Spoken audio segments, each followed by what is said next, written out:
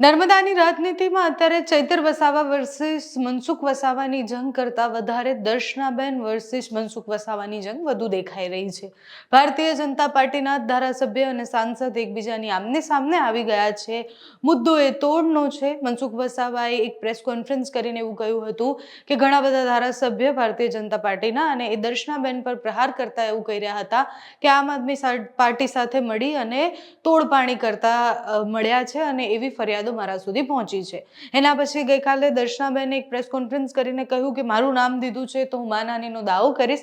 ચૈતર વસાવાએ પણ એવું જ કહ્યું હતું કે મારું નામ દઈને જ્યારે પ્રેસ કોન્ફરન્સ કરે છે મનસુખ વસાવા તો હું માનહાનિનો દાવો કરીશ। હવે મનસુખ વસાવા પર માનહાનિના દાવાની બે લોકોએ તો વાત કરી જ દીધી છે। બધાની વચ્ચે મનસુખ વસાવાએ ફરી એક પોસ્ટ કરી છે। પોસ્ટમાં દર્શનાબેનનું નામ પણ લખ્યું છે, સાથે કહ્યું કે એમને ઇન્ફોર્મેશન ક્યાંથી મળી છે।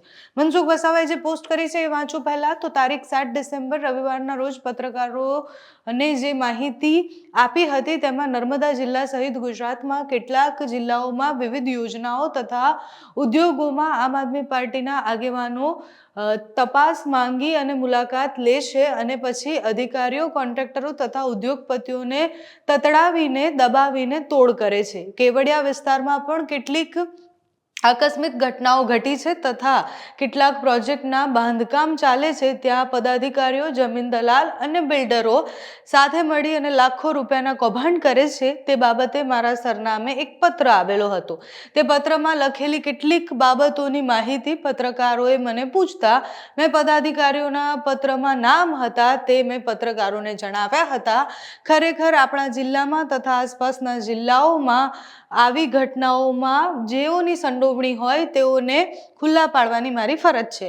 આ બાબતને લઈને નાંદોદના ધારાસભ્ય ડોક્ટર દર્શનાબેન દેશમુખ ધરણા પર બેસવાના છે તેવી માહિતી મને મળી છે। ધારાસભ્યના આ ધરણાના કાર્યક્રમથી ભ્રષ્ટાચારીઓને તથા પ્રજાને ઉશ્કેરીને તોડપાણી કરનારાઓને પ્રોત્સાહન મળશે। ધારાસભ્યને નારાજગી હોય તો પક્ષમાં કે સરકારમાં યોગ્ય જગ્યાએ ધ્યાન દોરવું જોઈએ। ધરણા પર બેસવાનો કાર્યક્રમ યોગ્ય નથી। એટલે ફરી એકવાર એમણે જ્યારે નીચેની જે લાઈન લખી એમાં દર્શનાબેનનું નામ લખીને સ્પષ્ટ એવું એમણે કહ્યું છે કે જો ધારાસભ્યને કોઈ તકલીફ હોય તો એ પક્ષને કહે કે પછી સરકારમાં રજૂઆત કરે। બાકી એ જે ધરણા પ્રદર્શનની વાત કરી રહ્યા છે એના કારણે બહુ જ બધા લોકો ઉશ્કેરાઈ શકે છે।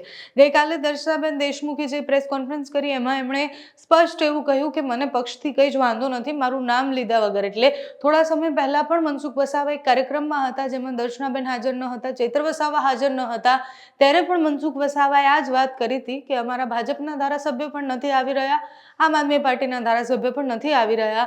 છેલ્લા કેટલાય સમયથી મનસુખ વસાવા એવું કહી રહ્યા છે કે દર્શનાબેન દેશમુખ અને આમ આદમી પાર્ટીના ધારાસભ્ય ચૈતર વસાવા ભેગા મળી અને આ બધું જ કરી રહ્યા છે। આગળ જતા હવે આમાં સમાધાન થાય છે કે મનસુખ વસાવા શું કહે છે કે દર્શનાબેન શું કહે છે એ જોવાનું રહ્યું। તમારું આ વિષય પર શું માનવું છે અમને કમેન્ટ્સમાં જણાવજો। અત્યારે આ વિડીયોમાં બસ આટલું જ। જો તમે અમને યુટ્યુબ પર જોઈ રહ્યા હોય તો સબસ્ક્રાઇબ કરજો, ફેસબુક પર જોઈ રહ્યા હોય તો ફોલો કરજો, અમારા આ વિડીયોને લાઈક અને શેર કરજો।